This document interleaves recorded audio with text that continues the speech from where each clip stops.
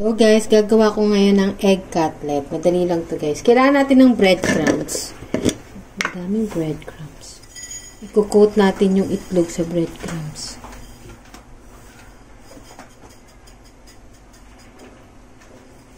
Yan. Tapos, kailangan natin ng itlog. Egg. Sa ibabaw.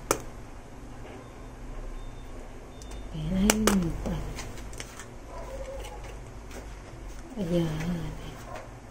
Yeah. Ay, dapat pala mas damihan yung breadcrumbs dahil lumalagpas siya.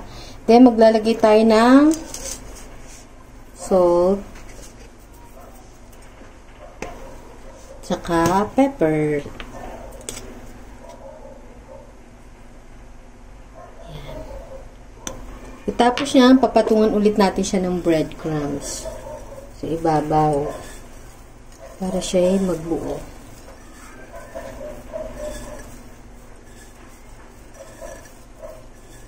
Kaya kailangan natin ng maraming breadcrumbs sa recipe na to guys. Ayan. Pag na-coat nyo na siya ng breadcrumbs, proceed na tayo magpainit ng mantika.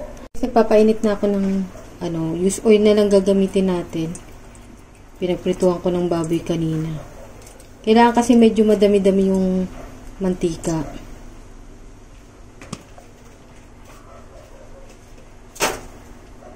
Ayan. Initin muna natin siya.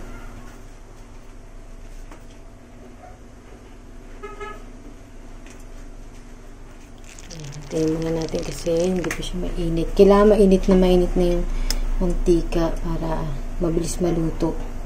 Ayan. Pili ko naman mainit na siya. Maglagay tayo ng crumbs para malaman natin kung luto na.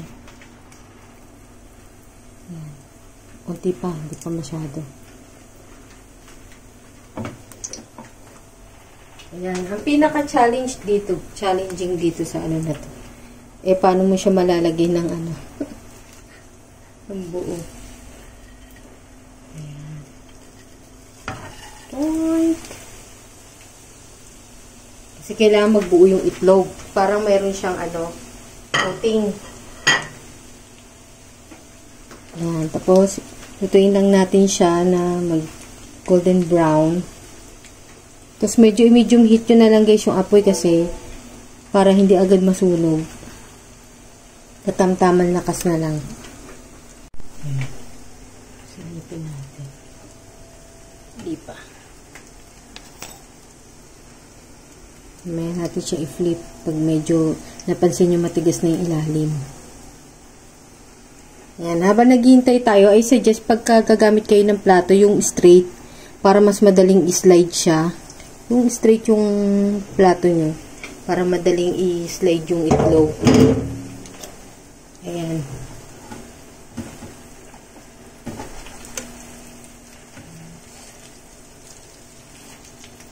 Hindi pa masyado.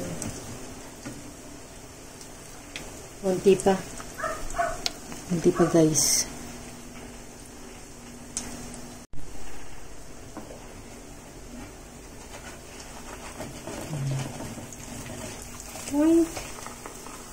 Yan. Ganun din, hintayin lang natin na mag-crispy yung yung kabilang side naman guys. Tapos kung feeling nyo, kung gusto nyo pang mas pa-browning siya, pwede nyo naman siyang i-flip ulit na isang beses.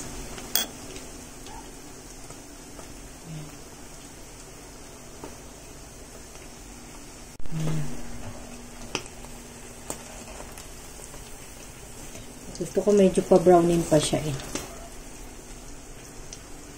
Kunti pa. Pwede nyo naman silipin guys kung Kunti pa. Para mas crispy rin kasi kaya mas magandang pa-browning ng maigi. Tapos meron na ako dito guys kanin.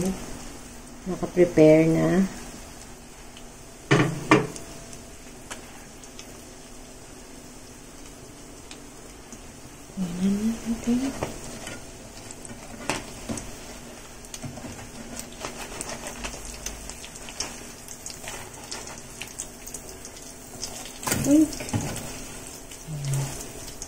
Isang flip pa ulit para siguradong crispy.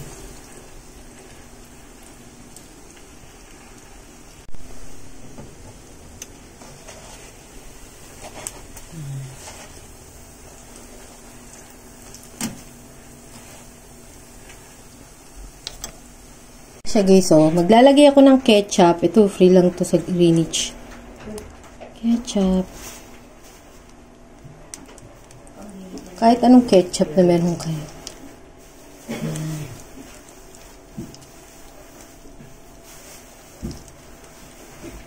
Yan. Tapos, maglalagay lang tayo ng garnish na spring onion.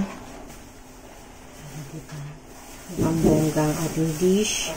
Kahit itlog lang yan, guys. Maglagay tayo onti dito sa rice.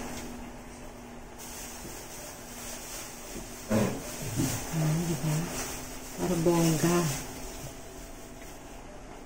O, diba?